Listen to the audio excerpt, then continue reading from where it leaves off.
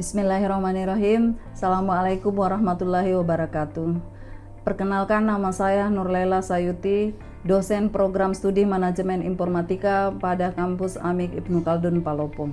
Bidang ilmu saya manajemen keuangan, konsentrasi pada manajemen sumber daya manusia.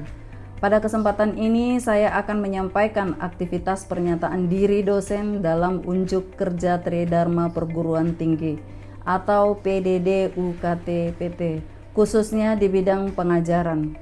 Manajemen sumber daya manusia merupakan salah satu mata kuliah yang saya ajarkan pada program studi manajemen informatika. Kesempatan kali ini saya akan menjelaskan tentang teknik pembelajaran yang saya gunakan, yakni Delivery, Interaction, and Assessment. Memberikan kesempatan kepada mahasiswa agar lebih interaktif dalam membangun kemampuan kognitif di dalam kelas. Metode pertama yakni delivery.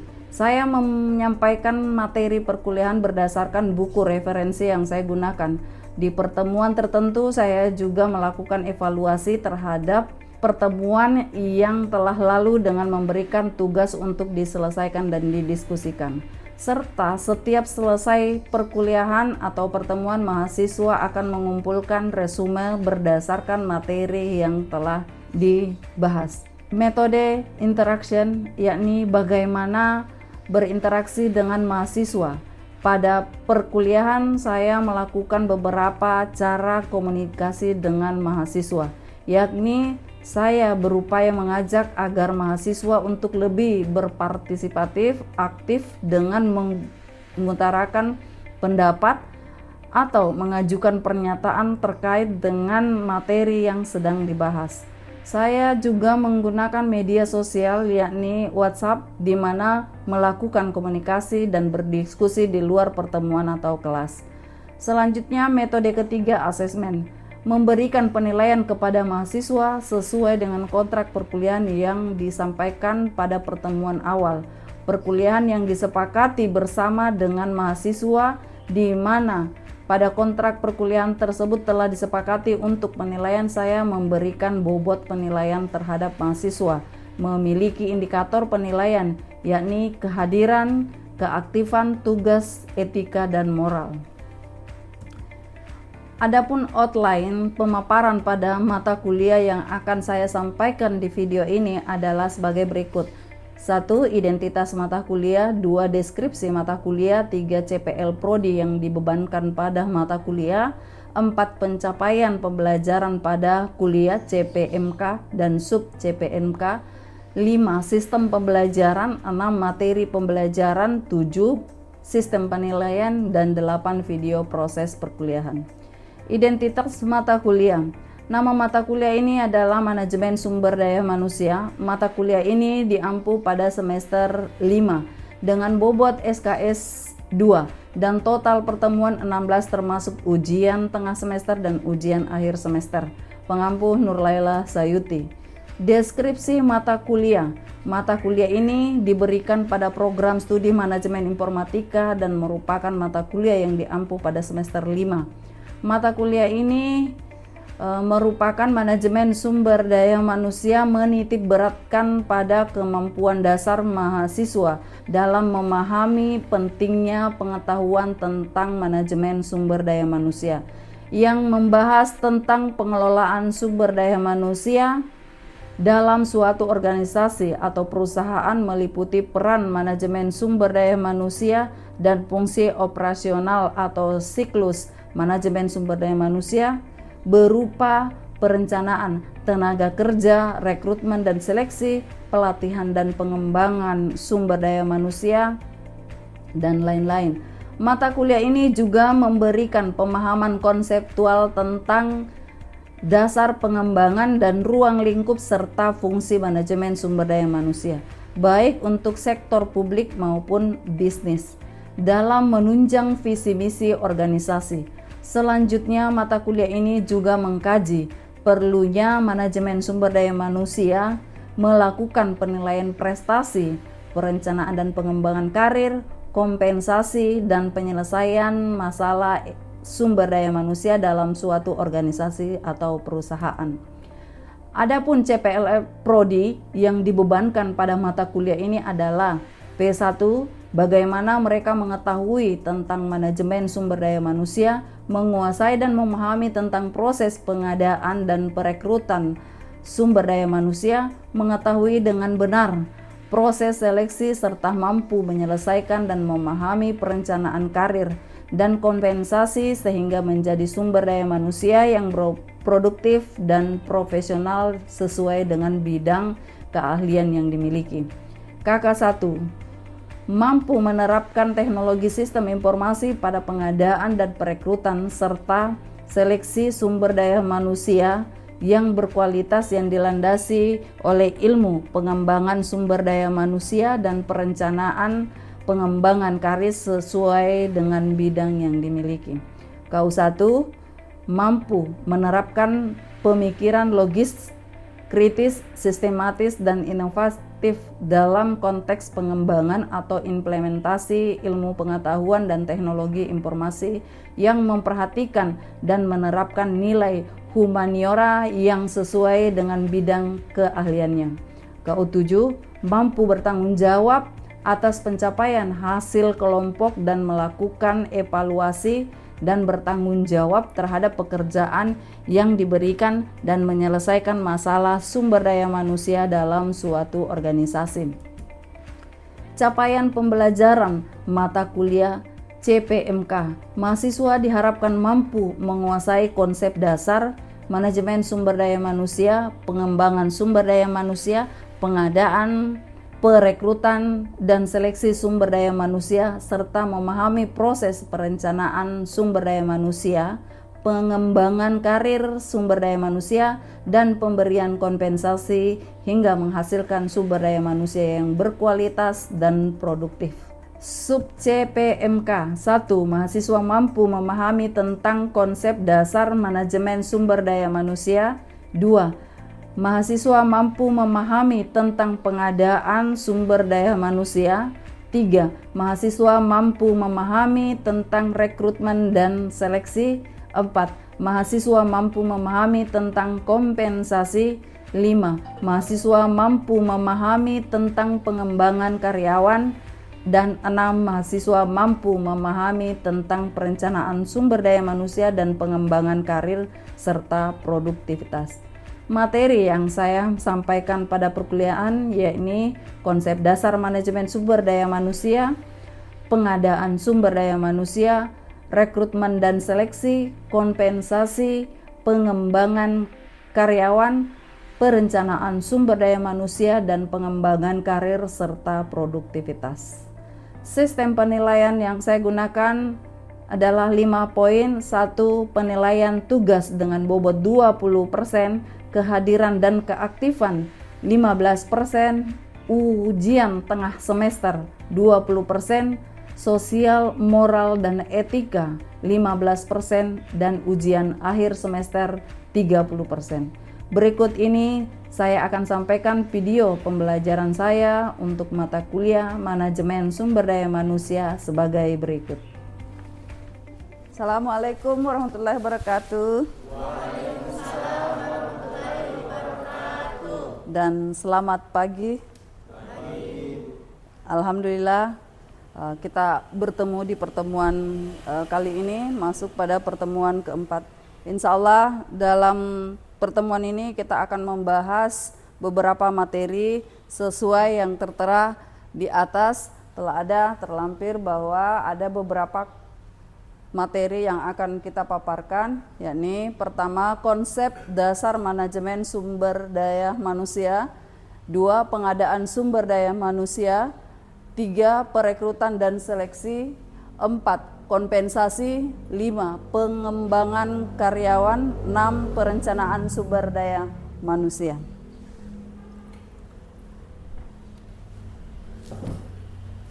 Pada dasarnya, konsep dasar sumber daya manusia ini berdasarkan penerapan dan fungsinya terbagi atas 2, yakni secara makro dan mikro. Kalau kita berbicara tentang secara makro, jelas fungsinya pokok manajemen umum seperti fungsi manajerial yang dilakukan oleh badan-badan pemerintah yang diserahi tugas dalam mengelola sumber daya manusia seperti Departemen dan Tenaga Kerja. Kemudian secara mikro, fungsi-fungsi manajemen sumber daya manusia secara fungsi operasional berbagai masalah sebelum masalah itu muncul. Jadi ketika secara mikro dia akan berfungsi sebagai operasional sebelum masalah itu ada. Kemudian kita lanjut pada poin berikutnya, yakni pengadaan sumber daya manusia. Sesuai dengan pertemuan kita sebelumnya yang membahas tentang pengertian sumber daya manusia itu, kenapa penting pengelolaannya? Karena ada beberapa hal, termasuk salah satunya pengadaan sumber daya manusia, di mana pengadaan sumber daya manusia ini merupakan proses penarikan, seleksi, penempatan karyawan yang efektif dan efisien. Nah, kelak nanti dalam ruangan ini tidak menutup kemungkinan akan terekrut sebagai tenaga kerja ataupun sumber daya manusia di sebuah perusahaan atau organisasi. Kemudian pengadaan karyawan didasari pada prinsip-prinsip yang dua, yakni apa dan siapa. Di mana pada prinsipnya apa yang mau dikerjakan, kemudian siapa yang mau direkrut. Nah, seperti itu untuk menjawab kenapa mesti ada pengadaan sumber daya manusia. Kemudian apa artinya menetapkan terlebih dulu pekerjaan yang akan ditangani? Ya, sesuai tadi penjelasan saya, apa? Ya, kita mesti menetapkan dulu apa yang mau dikerjakan sesuai dengan job yang akan kita serahkan, yang akan ditempati oleh sumber daya manusia atau tenaga kerja tersebut. Ya, harus sesuai dengan job description-nya. Siapa merujuk ke mana kualifikasi orang tersebut yang akan menempati jabatan tersebut berdasarkan spesifik ilmu yang dimiliki. Sampai di sini ada yang bertanya? Dasar pengadaan sumber daya manusia adalah 1. Menganalisis pekerjaan yang biasa disebut job analysis. Kemudian uraian pekerjaan, yakni job description. Kemudian spesifikasi pekerjaan yang spesial dengan ilmunya, yang sesuai dengan ilmunya, mesti dibagi. Jangan sampai ya yang tadinya mesti seorang di bidang teknik masuk kepada perangkat lunak. Nah, ini. Kemudian evaluasi pekerjaan, job evaluation. Ya, jadi setiap pekerjaan itu harus ada evaluasinya. Seperti kalian yang menjadi statusnya sebagai mahasiswa, ya mesti ada evaluasi. Setelah kita melakukan perkuliahan sesuai dengan kontrak kuliah, mesti ada evaluasi setelah melakukan pertemuan. Entah itu sebuah tugas yang akan dikerjakan di tempat lain atau pada saat proses itu dalam bentuk resume. Oke, kita lanjut pada proses pengadaan sumber daya manusia. Sebuah organisasi mengadakan sebuah pengadaan sumber daya manusia itu melalui beberapa proses. Dalam proses ini bisa kita telah, pertama, meramalkan kebutuhan tenaga kerja. Jadi harus ditahu tenaga kerja kayak bagaimana yang kita mau butuhkan. Dimasukkan kemana agar kebutuhan tenaga kerja yang kita rekrut pada saat sekarang harus sesuai dengan yang kita butuhkan sekarang dan mungkin masa akan datang. Sesuai dengan beban kerja, sesuai dengan kekosongan yang dapat diisi, sesuai dengan pekerjaan yang akan diberikan. Semua pekerjaan dapat dikerjakan supaya dapat berjalan semua. Kemudian peramalan kebutuhan tenaga kerja yang didasari pada faktor internal dan eksternal perusahaan. Ya, Ada yang biasa mendengar penerimaan atau informasi ada penerimaan pegawai, ada. Nah, biasa dengar. Ada terbagi bagi klasifikasinya, ini spesial pada ilmu ini spesial pada ilmu ini. Nah, masing-masing semua pelamar itu mengarahkan diri sesuai dengan bidangnya, dan yang bagian perusahaan akan menelaah lagi siapa yang cocok di bidang ini berdasarkan ilmu dan ijazah yang dibawa oleh, dan melalui beberapa seleksi, melalui beberapa tes yang terkait dengan pekerjaan yang akan dilakukan atau keahlian yang telah dibawa oleh seorang yang mendaftar. Oke, kita lanjut. Pada peramalan kebutuhan tenaga kerja didasarkan pada faktor internal dan eksternal perusahaan itu ada beberapa poin. 1. Jumlah produksi. 2. Ramalan usaha. Iya, jadi kalau orang mau buka penerimaan harus ada peramalan, harus diperkirakan dulu. Oh iya, saya perusahaan ini butuh tenaga seperti ini, butuh tenaga. Oleh karena itu seorang mahasiswa mesti mengetahui kira-kira di perusahaan di lingkungan ini kira-kira buka perusahaan apa ya. Seperti di Kota Palopo, perusahaannya apa yang terbuka? Yang saat sekarang BMS. BMS ini bergerak dalam bidang pertambangan. Nah, kira-kira kalau pertambangan apa-apa yang dibutuhkan? Ya, terus? Iya. Jadi ada teknik-teknik, ada keahlian-keahlian yang dibutuhkan. Ya, bukan hanya pada keahlian komputer, bukan hanya pada ahlian ini, operator juga bagian angkutan berat ya. Nah, itu. Mesin-mesin itu sangat dibutuhkan. Nah, lewat itulah dia akan meramalkan bagaimana usaha sebenarnya ini. Kita mau bergerak kemana. Kemudian perluasan perusahaan. Ya, di sebuah perusahaan itu pasti ke depan punya misi. Oh, ini akan diperbesar, perusahaannya akan diperluas. Nah, kira-kira untuk meramalkan itu berapa tenaga kerja? Apa saja yang ingin dikerja? Kemudian ramalkan siapa yang kita mau terima. Oke, kemudian lanjut tingkat permintaan dan penawaran tenaga kerja. Nah, itu tadi. Kemudian perencanaan karir pegawai. Nah, di dalam perencanaan sebuah penerimaan itu dia sudah meramalkan bahwa akan ada perencanaan karir bagi pegawai, akan ada pengembangan karirnya karena semua orang juga mau mengembangkan karir. Lanjut lagi pada poin berikutnya, penarikan atau rekrutmen. Usaha mencari dan mempengaruhi tenaga kerja agar mau melamar lowongan pekerjaan yang ada dalam sebuah pekerjaan, sebuah perusahaan. Penarikan dapat berasal dari internal dan eksternal. Kemarin kita sudah bahas di mata kuliah sebelumnya bahwa ada penarikan yang berasal dari eksternal dan internal. Nah, ini di sini dia. Kemudian setelah ada rencana perekrutan, maka ada proses seleksi. Setelah itu, nah kita tahu dulu apa itu seleksi. Ada yang paham seleksi bagaimana? Ya.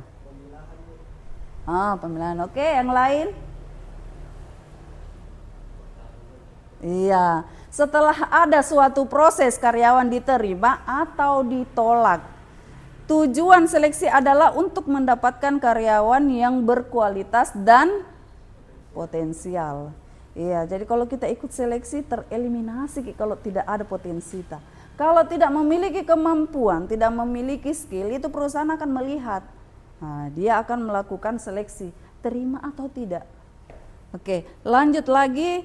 Seleksi itu ada lagi dua. Ini semua dilakukan untuk menghasilkan sesuatu yang lebih produktif, yang lebih profesional. Makanya kalau diseleksi ya, maaf kalau tidak punya skill, ada namanya tereliminasi. Kita tertolak. Oke. Lanjut, lebih detailnya lagi kita lihat pada gambar proses seleksi, di mana proses seleksi ini terbagi dua tadi, di mana ada yang namanya pengisian belangko lamaran, kemudian setelah itu ada tes, setelah itu ada semua masing-masing ini ada terseleksi. Ketika kita tidak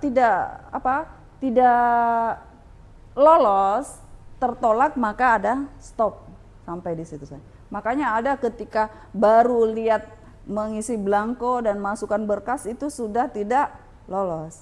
Kemudian setelah yang lolos itu lanjut lagi kepada tes berikutnya. Setelah tes ini alhamdulillah sudah bagus tesnya dan itu yang dibutuhkan oleh sebuah perusahaan, maka kita akan lolos pada tahap selanjutnya. Ada yang namanya tahap wawancara. Di tahap wawancara ini banyak yang biasa sudah tereliminasi karena sudah spesifik, sudah lanjut pada. Kemudian lanjut, cek latar belakang pribadi. Kita akan digali. Kemudian cek kesehatan. Setelah itu biasanya kalau sudah lewat tes kesehatan, selamat bergabung di perusahaan kami. Selamat bergabung di organisasi. Inilah job kerja yang kamu mesti kerjakan. Dan selamat siang. Perkenalkan, nama saya Natalia. Saya ingin bertanya, apa yang menyebabkan adanya permintaan sumber daya manusia dalam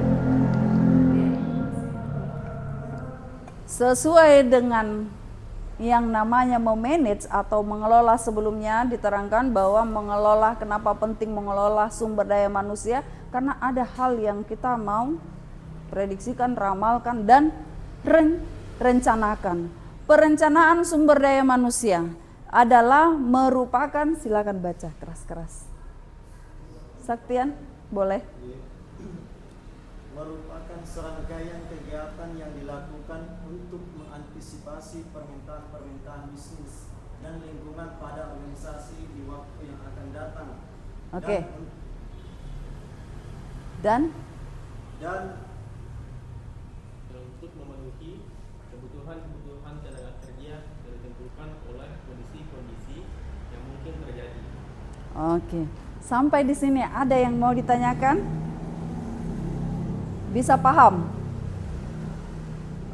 Paham, oke. Kita lanjut. Ada 4 kegiatan yang saling berhubungan dengan sistem perencanaan yang terpadu, yakni persediaan sumber daya manusia sekarang, di mana persediaan sumber daya manusia di sebuah perusahaan itu mesti ada diproyeksikan,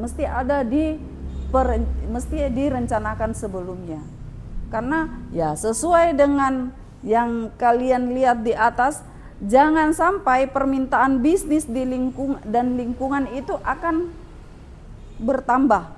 Nah, jika bertambah dengan adanya kita buat penerimaan pengadaan sumber daya manusia itu akan teratasi. Oke, kita lanjut lagi. Rencana untuk memperbesar jumlah individu. Oke, bagian prosedur pengawasan dan evaluasi untuk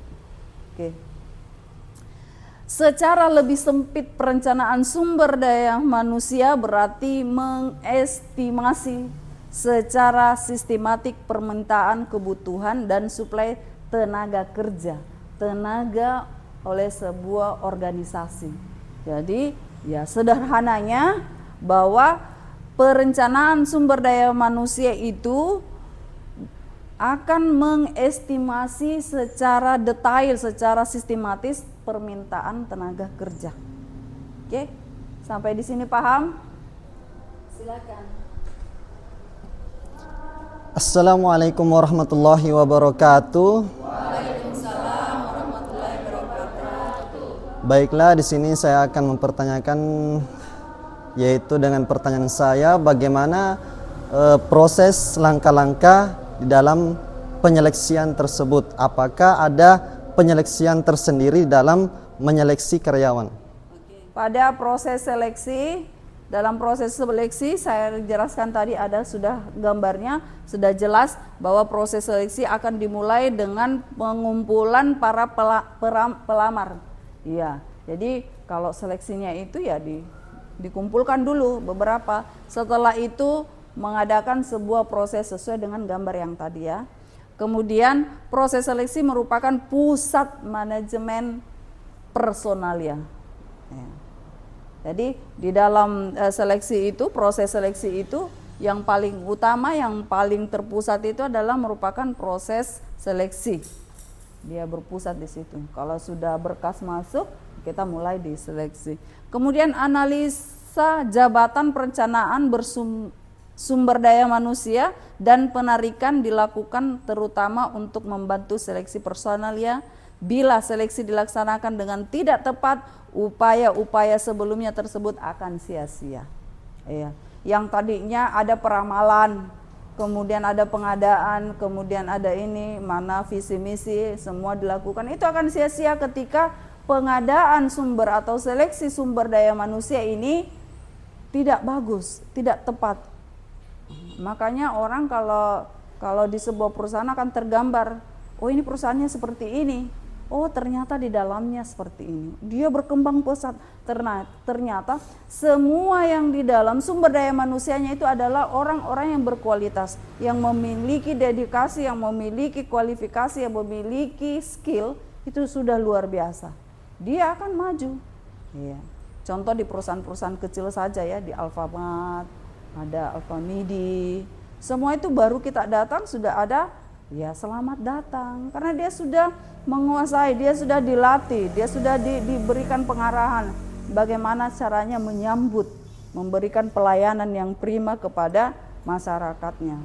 Padahal belum tentu di sana bersaing persoalan harga, belum tentu di sana murah, tapi karena ada pelayanan khusus yang dia tonjolkan, itu yang menarik perhatian, karena ada tenaga kerja yang memiliki skill yang luar biasa, yang sudah profesional. Ya, baru kita datang langsung selamat pagi, selamat datang. Ada yang bisa saya bantu di bank seperti itu ya. Selamat pagi Bu. Ibu ada yang bisa saya bantu?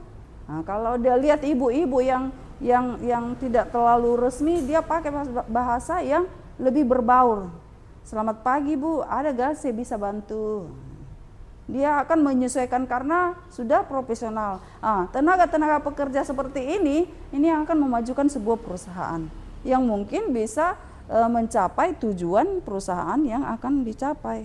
Oke, langkah-langkah proses seleksi. Iya, saya lebih penekanannya pada seleksi karena ya mau tidak mau kita akan terekrut di dalam akan masuk pada proses seleksi.